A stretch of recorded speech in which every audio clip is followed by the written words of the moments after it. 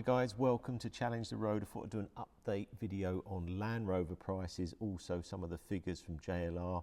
Also want some feedback from you in the video. It'd be good if you can give it a thumbs up, helps the video get more views, but also be interactive on how you're finding it now. Are your insurance premiums coming down? I'm hearing that's not overly happening, but we're still chasing, we're still on the journey. I know I'm probably one of the only ones now who's actually doing anything on JLR, and they are responding back to me, so let's crack on.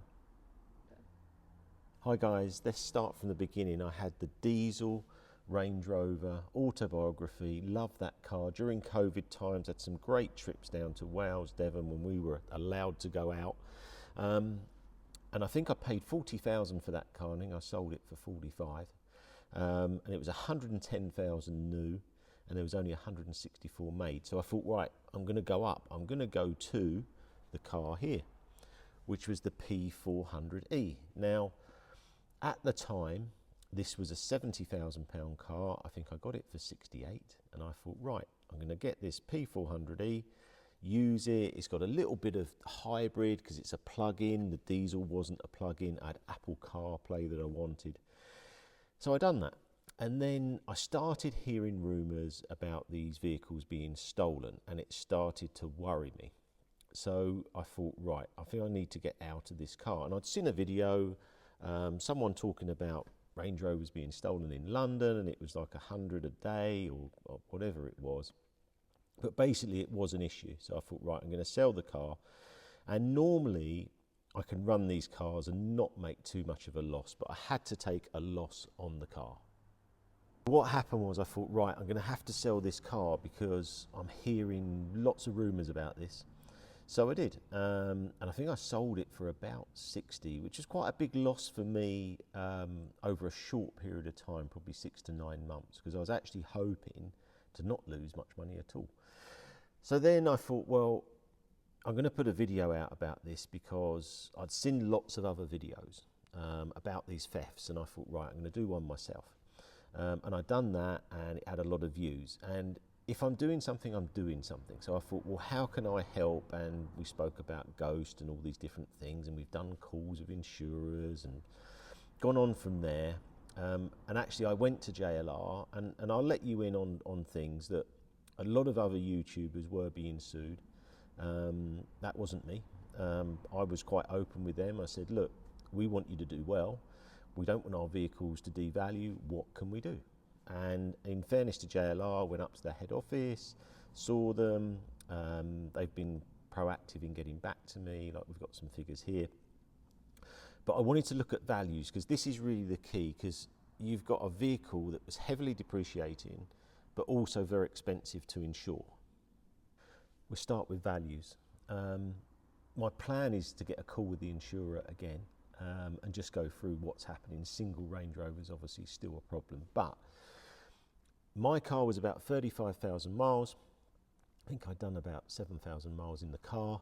And now we're looking at values here at 33,000. This is for a 60,000 mile car. So this, let's just see if this is trade. Yeah, so it's a trade price. So it's probably a £28,000 car. This car would have been probably in excess of 90,000, maybe 100,000. So it's incredible that they're down this low now. I mean, they do look a huge amount of value, but you've got to factor in the insurance as well, which has gone very high.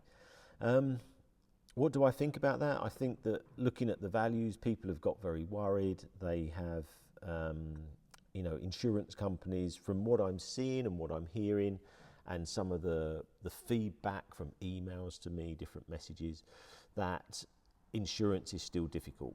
I'm just going to run through a few more on here just to see. So this is a 49,000. I mean, this is just unbelievable value.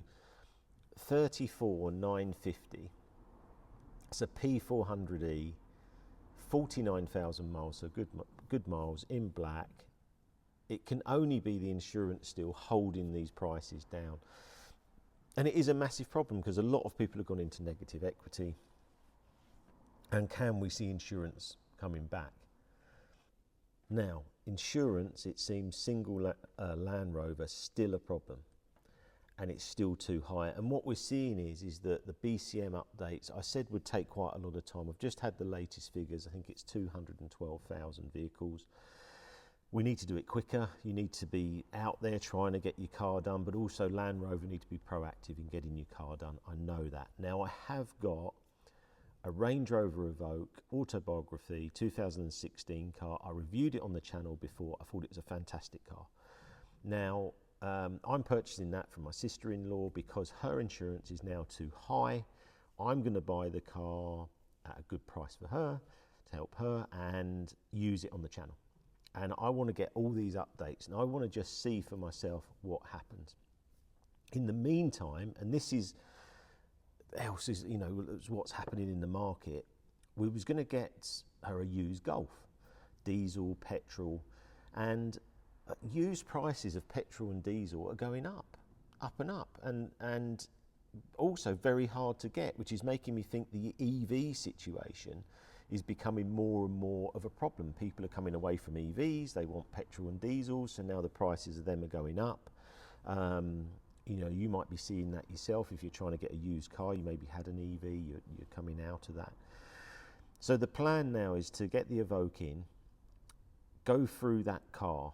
What does it need? BCM. I'm going to put my security guy on it and say, look, act dumb, go in there, let's see how quick all these updates are. Obviously don't get it stolen in that time. So that's the plan. That's going to happen around mid-November, so a little bit of time, because we've got to get a Golf, and we're going to take the Evoque, and then we're going to do all this stuff. I know there's some comments saying maybe it's not worth doing, but I think it is worth doing. I think it's worth just seeing what happens with this BCM. I think it's worth talking to the insurers again. How low can these prices go? I mean, it just looks so much value at the moment for, like, the P400e. And if you can get a good rate on this insurance-wise, it's a fantastic deal. It's just not good if you were buying at the high price like I was originally. Other updates from Land Rover are just more around, we need to know what's happening on 2016 and 18 models. I have pushed that.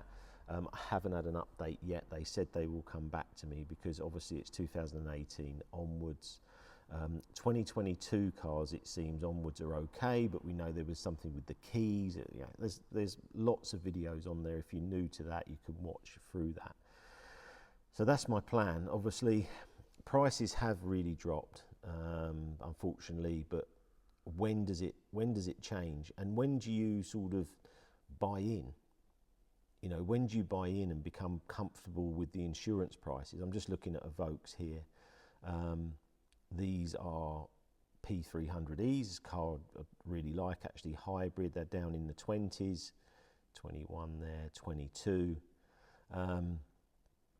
Really good car, great value, but can you insure it? So you absolutely, if you're buying one, you need to check the insurance first.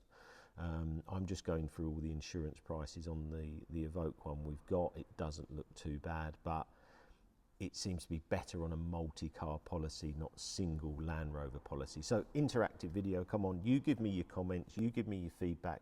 Is there anything you want to go back to JLR? Put that in the comments. If you want to email, you can email as well, and then I can just pass that on.